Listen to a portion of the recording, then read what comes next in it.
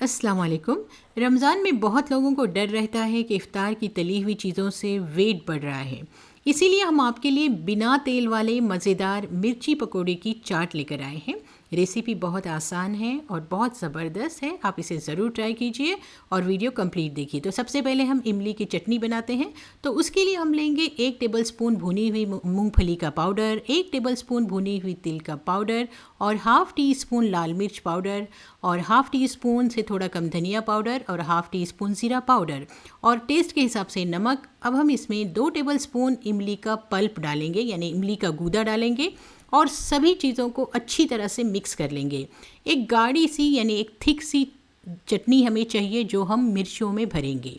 ठीक है, तो ये फिलिंग हमारे पास तैयार हो गई है। अब हम ये हरी मिर्चें लेंगे। हरी मिर्चों के हम डेट कट कर लेंगे, यानी ऊपर का जो डंठल है वो कट कर लेंगे और हरी मिर्चों को टुकड़ों में कट कर लेंगे, यानी हमने इस तरह से इसके टुकड़े कर लेना है। उसके बाद आप इसमें चीरा लगा लीजिए। आप चाहें तो पहले ही मिर्ची को चीरा लगाकर बाद में कट करें और इसके हम बीज निकाल लेंगे। बीज इसलिए निकालना ज़रूरी है कि अगर आप बीज रखेंगे तो मिर्ची बहुत ज़्यादा तीखी लगेगी। बीज निकालने के बाद मिर्ची का जो तीखापन है वो कम हो जाता है। तीखापन ख़ास तौर पर बीजों से ही होता है। ठीक है, तो हमने इसके बीज निकाल लेने हैं। इसी तरह से सारी मिर्चियाँ कट कीजिए और सारी मिर्चियों के आपने कट करके बीज निकाल लेने हैं। देखिए, अब कट की हुई मिर्चियों में हम क्या करेंगे, बनाई गई ये जो चटनी है फिलिंग की वो हम भर देंगे। इस तरह से सारी मिर्चियों में हमने चटनी भर देनी है। बहुत सिंपल तरीका है लेकिन बहुत मज़ेदार सी मिर्चियाँ बन जाती हैं। मैंने इससे पहले भी बिना तेल वाली बिना फ्राई की हुई मिर्चों की रेसिपी अपने चैनल पर अपलोड की थी। आई थिंक 2 साल या 2.5 साल पहले मैंने ये अपलोड की थी, लेकिन अब मैं दूसरे तरीके से बता रही हूँ, तो आप उसे भी देख लें। तो देखिए, हमने इस तरह से सारी मिर्चियों में ये चटनी भर लेनी है। देखिए, अब ये मिर्चियाँ तैयार हो गई हैं। अब हम बेसन का एक घोल बनाते हैं। तो 1 कप बेसन लीजिए, उसमें आप नमक डालिए, आधा टेबल स्पून हम इसमें अजवाइन डालेंगे और अजवाइन डालकर हम इसका घोल बना लेंगे। थोड़ा सा पानी डालेंगे और पानी डालकर हम इसका घोल बना लेंगे। अच्छी तरह से इसे मिक्स कीजिए।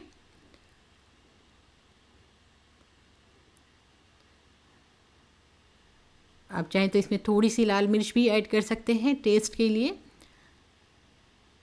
देखिए, ये घोल बन चुका है और अब हम इस घोल में फूलने के लिए थोड़ा सा इनो या फ्रूट सॉल्ट ऐड करेंगे। आप चाहें तो हाफ़ टी स्पून इसमें सोडा भी ऐड कर सकते हैं, बेकिंग सोडा भी ऐड कर सकते हैं। यहाँ हमने हाफ़ टी स्पून जितना इसमें इनो यानी फ्रूट सॉल्ट ऐड किया और साथ में आप इसमें सोडा भी ऐड कर सकते हैं। देखिए, अच्छी तरह से इसे मिक्स कीजिए और थोड़ी देर इसे रखिए, बस 1 से 2 मिनट इसे रखिए ताकि ये अच्छी तरह से फूल जाए। देखिए, ये अप्पे का जो है तवा है, ये अप्पे का जो पैन है, इसमें हम ये बैटर डाल देंगे। इसे पहले आप गरम कीजिए और गरम करने के बाद इस अप्पे के पैन में हम ये सारी जो बैटर है, ये बैटर हम डाल देंगे। बैटर डालकर आप इसे गरम कीजिए और जब ये थोड़ा सा कुक हो जाएगा तब आपने इसमें ये मिर्चियाँ रख देना है। इस तरह से मिर्चियाँ रख दीजिए।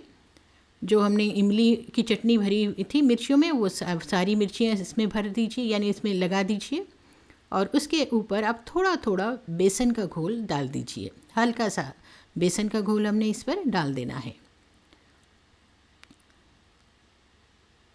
देखिए, इस तरह से हमने बेसन का घोल डाल दिया। अब एक साइड का पकने के बाद हम इसे पलटा लेंगे। देखिए, कितना क्रिस्पी हो गया है। इस तरह अप्पे के स्टैंड में पकाने की वजह से, यानी अप्पे के जो तवे पर पकाने की वजह से ये क्रिस्पी बनती हैं। आपको तेल की भी ज़रूरत नहीं पड़ती है। अगर आपको इसे और ज़्यादा एक्स्ट्रा क्रिस्पी करना है तो आप ब्रश की मदद से इस पर ऑयल भी लगा सकते हैं, जिससे कि ये और ज़्यादा क्रिस्पी लगती हैं, जैसे कि बिल्कुल आपने फ्राई किया हो वैसे ही लगेंगे, यानी आपको तेल की ज़रूरत ही नहीं पड़ेगी। मैंने इससे पहले इडली स्टैंड में स्टीम करके भी आपको मिर्चियाँ बताई थी 2-2.5 साल पहले के रमज़ान में, लेकिन उसमें थोड़ी सी सॉफ्ट बनती हैं। यहाँ पर देखिए, बिल्कुल क्रिस्पी और अंदर से बिल्कुल सॉफ्ट बनेंगी। ये जो मिर्चियाँ हैं बिल्कुल सॉफ्ट और क्रिस्पी बनेंगी। ये मेरा अपना तरीका है, बहुत ज़्यादा बेनिफिशियल है। और आपको ये मिर्चियाँ ऊपर से क्रिस्पी और अंदर से बहुत ही स्पंजी लगेंगी और ये बहुत ज़्यादा ज़बरदस्त लगेंगी। तो आपने बस इस तरह बनाना है, तेल की भी बचत हो जाएगी और आपका डाइट भी हो जाएगा। और आप बिना झिझके के ये मिर्चियाँ आराम से इफ़्तार में या फिर कोई भी ओकेजन पर खा सकती हैं। देखिए, हमने इस तरह से दोनों साइड से इसे सेक लेना है। नीचे गैस ऑन है और हम पहले हाई फ्लेम पर हमने इसे पकाया, फिर मीडियम फ्लेम पर हम इसे पका रहे हैं।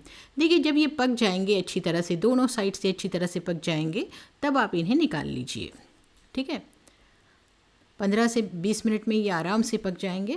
मैक्सिमम आपको ये 15 मिनट लगेंगे, बहुत आसानी से बन जाते हैं।